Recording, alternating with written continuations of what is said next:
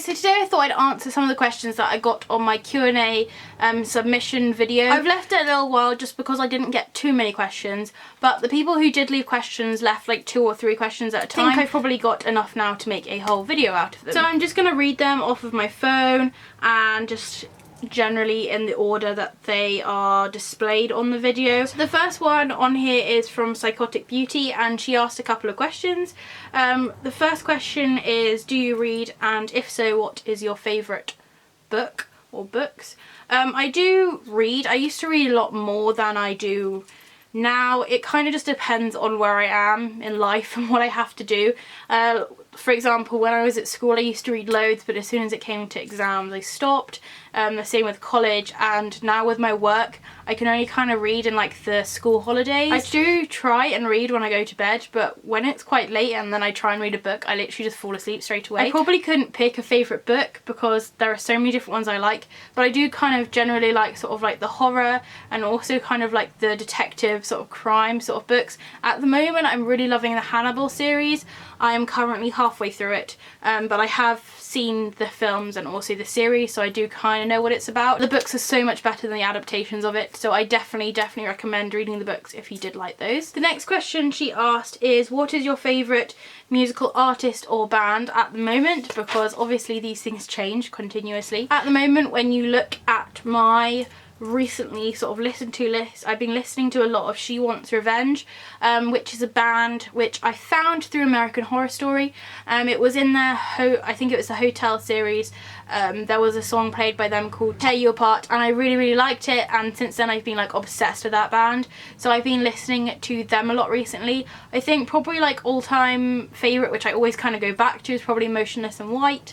But it does completely vary with my mood. Like sometimes I kind of like go back to when like my 12-year-old self and listen to that kind of music, but it just completely differs with my mood and how I'm feeling. The next one's kind of a bit more of a tricky question. It's, do you have any advice for someone struggling with self-love / self-confidence? I struggled a lot, especially when I was at school.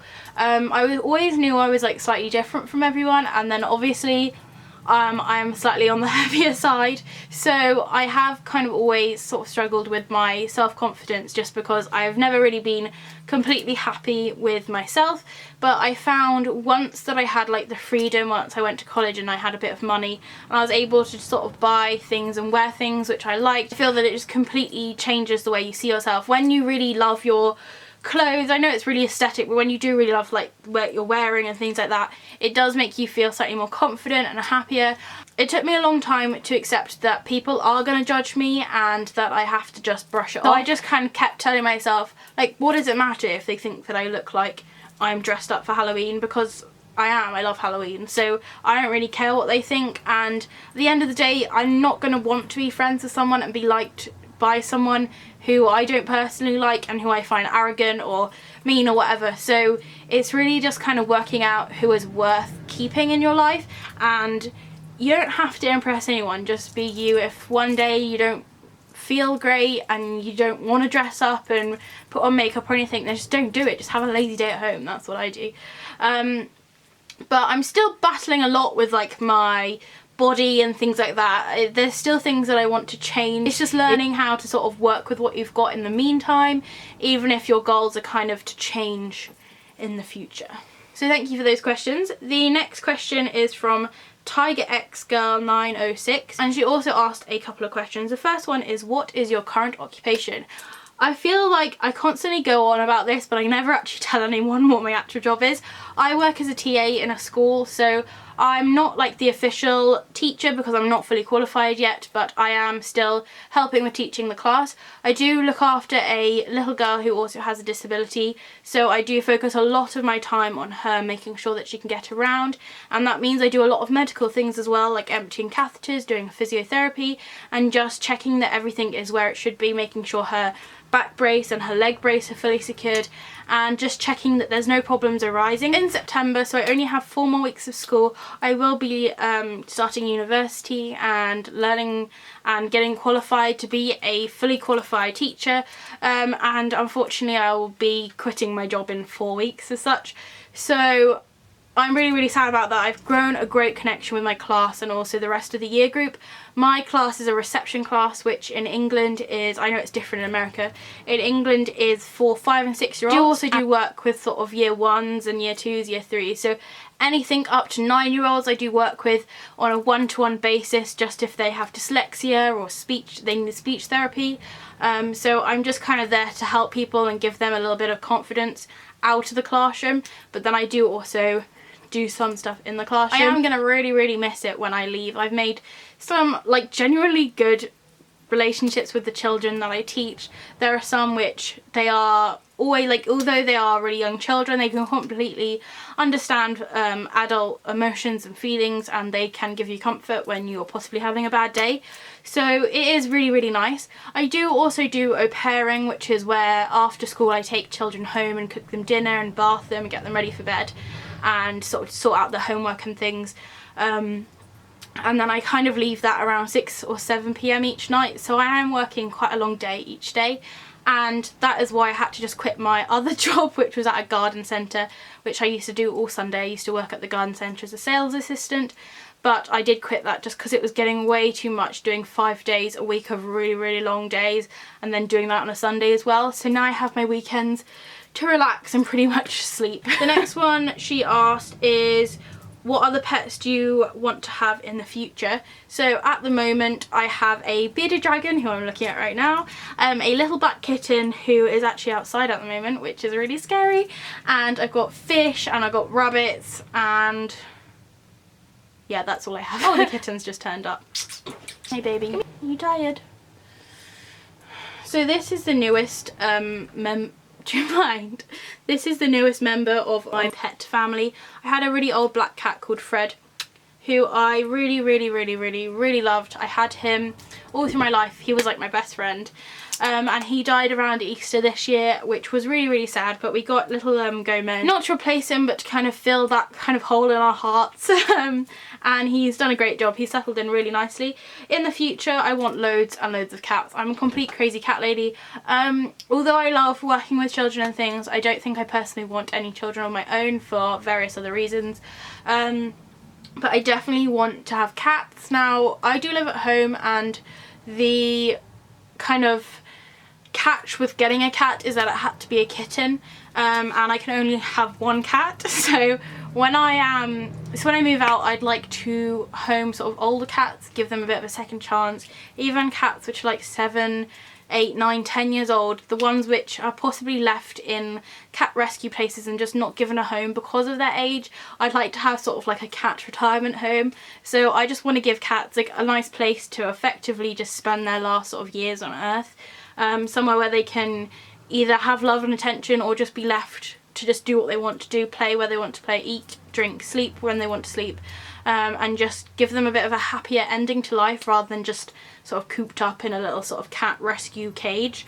I'm hoping that I can take Gomez with me when I move out, so hopefully he'll be okay with other cats because he's going to have lots of friends. I do kind of want them all to be sort of black cats. Now Gomez has like a little white blotch of fur which gives him a little like cute little cravat under his neck. I know this sounds really superficial, but I just really love black cats, and I know that black cats have a slightly harder time getting adopted than other colour cats just because some people do still have the superstition behind the fact that they are black. So along the reptile front, I do have my lovely beardie over here, but I would really love a chameleon as well, so I'm hoping to get a chameleon called Pascal out of Tangled, and I just, yeah, that'll be when I move out. And I also, when I move out, want to get a monitor lizard, which is like a massive, it's like a mini alligator, and they are slightly better at controlling their temperature, and they don't need to be kept in a vivarium all the time. They can just walk around the house. So we'll just kind of have to see how that works out. I'm not sure how well they cope if they're surrounded by cats and things, but that's kind of like an ideal.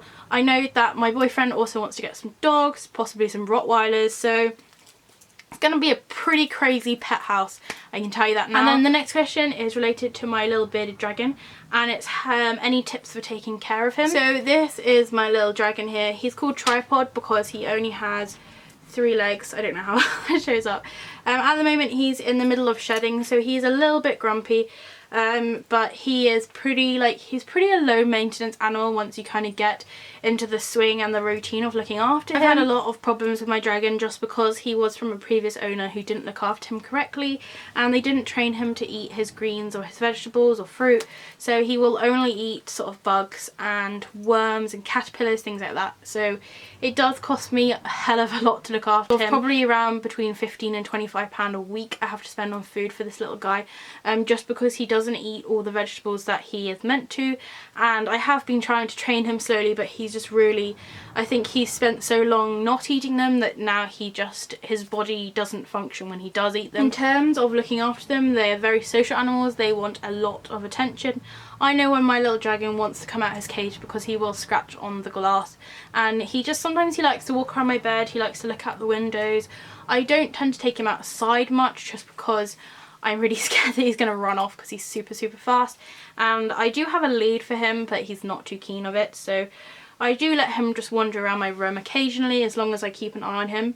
But once you've kind of worked out a good feeding schedule, you've got a lovely setup and your vivarium is big enough, they're super easy animals to look after. One of my tips would be definitely give them regular baths. Now I bath mine in the sink, so it's not too big, but he can still move around and things, but he's not going to drown or anything. For feeding, one of the things which I have learnt over the time I've had my dragon, I used to hand feed him his crickets, but he much prefers it if you just let the crickets escape into his vivarium, as long as you don't put too many in there because they can actually nibble on his skin. But if you don't put too many in there, then he can kind of like walk around himself and he can catch it, and it makes him feel probably more like he's in the wild than if you just kind of hand feed him. So that would be my main tip. My biggest advice is, got pets everywhere. My biggest advice would be to just make sure that you get them eating their greens as early as you can, so that you don't end up having to spend as much time and effort as I am trying to feed this dragon. I'm really not sure how to pronounce this one.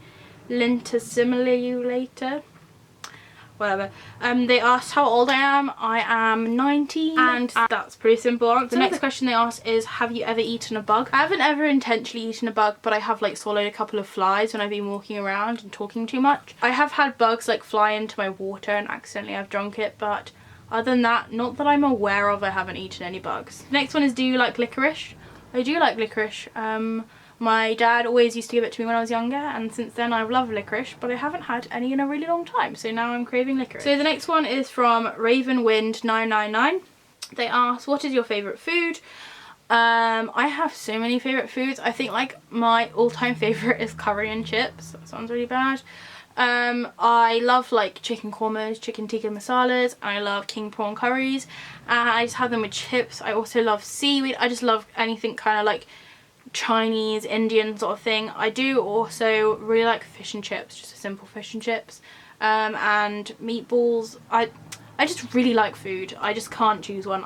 There's too many things I like. And the next one is, if you have any magic ability, what would it be?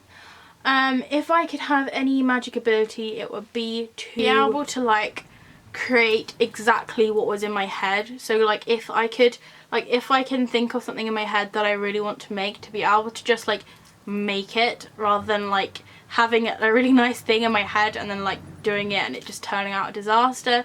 Although it would also be pretty cool if I could like read like some parts of people might like read minds when I want to read someone's minds. Like I don't want all their thoughts constantly, but like if someone is really upset, it'd be nice to be able to like read their mind to like see why they're upset, and then I could possibly help a little bit easier. What is your dream career / job?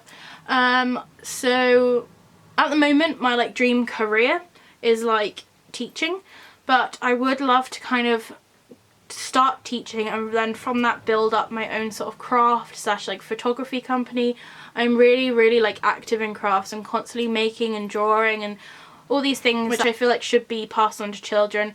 Over the summer holidays I do craft clubs. I do a lot of like little workshops with children and just kind of get them into like crafting, because when I was younger that's all I did, and I now use craft as a way to express myself, as a way to get rid of emotions I don't want, a way to amplify emotions. I just love crafts I love making things. I think it's so important to be able to do DIY and to be able to make things yourself without having to spend loads of money on getting other people to do it. I completely support like buying handmade items because that's pretty much like my life, that's all I do. And then the last thing that they asked is, would you choose a witch, a werewolf or a vampire? I would personally choose a witch. I love like witchcraft. I love the whole like ability to appreciate nature and use nature to make other things better. I feel like there's a lot to be learnt from sort of witchcraft history and things like that. So I personally would love to be a witch. I'm so interested in that kind of side of life. Although if you had asked me probably like 7 years ago, I would have said vampire because I was pretty sure that I was a vampire around then. So the next questions are from Lucas in Motionless. What is a fear that you have? I have a fear. Well, I like spiders, but I don't like them when they're too close to me. But I don't think that's really a fear. The only kind of fear I can think of, I've just been like sat here for 10 minutes trying to think of one, is like when I walk alone somewhere. Like I hate walking at night by myself. Like where I live in the countryside, you could like walk for ages and not see anyone, but if you do see someone, like they could potentially like attack you and no one would ever know because no one is ever around, and there's not very many houses, so if you like shouted for help, no one to hear you. So I guess that's kind of like the only sort of fear I could think of, is like the fear of being attacked at night. He also asked the same question about music. And then what would your house theme be? My house theme will be a kind of combination of the Addams Family mansion combined with all of the Tim Burton films, combined with Crazy Cat Lady, and then all topped off with Halloween decorations. The next questions are from Mistress of the Bleeding Sorrow, and she asked quite a few questions. The first one is, if you could change one thing in your life, what would it be? I would probably change my ability to save money, because I am like very impulsive. Like if I see something like this cat, then I will like think, oh, I'll never find one of these again, I need it, and then I'll pay like whatever they're asking for it, and then like these things come back up again. So like if I see something like, oh, you know, one of a kind or like really rare, I have to have it, I have to buy it.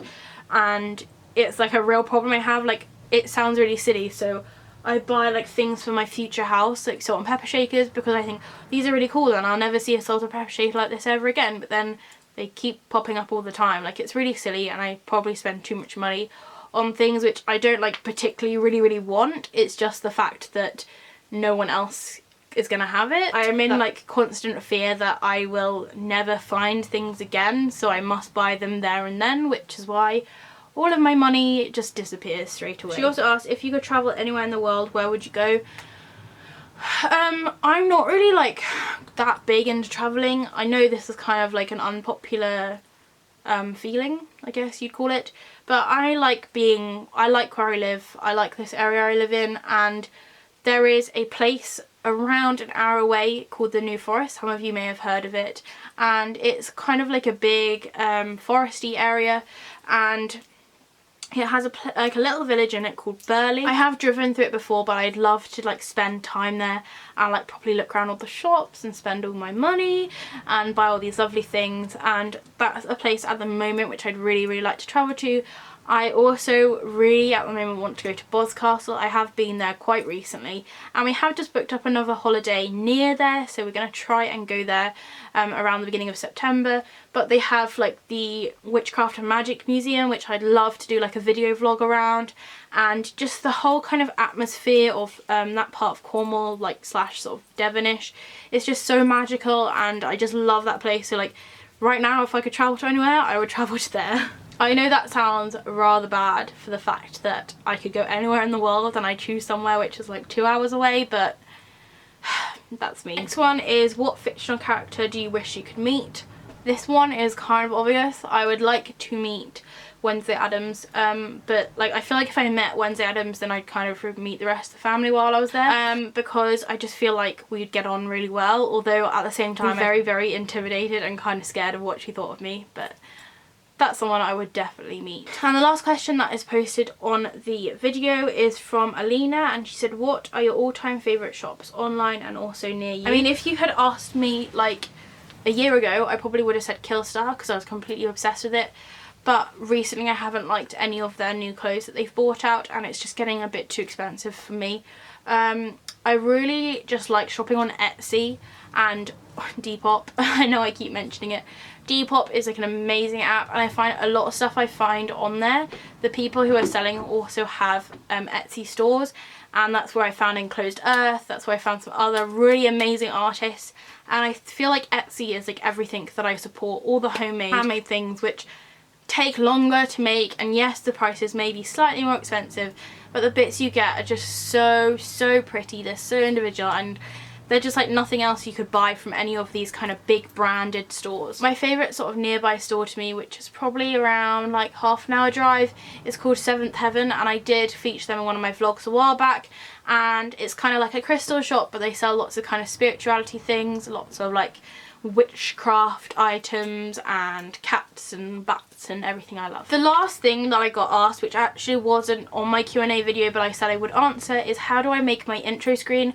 My intro screen is made up of loads of little pictures. I think there's probably around 70 photographs in that like 1 4-second clip, and basically I just get I make a background up in Photoshop, and then I get loads of little pictures of bats and Photoshop them, and every time I move it like a tiny little millimeter, I save the picture, and then I slowly sort of edit in the writing, and with each picture I move the bat slowly around the screen, and so you end up with about 40 pictures, and I put them all onto Windows Movie Maker, and I cut them down so that they're only shown for like 0.001 of a second.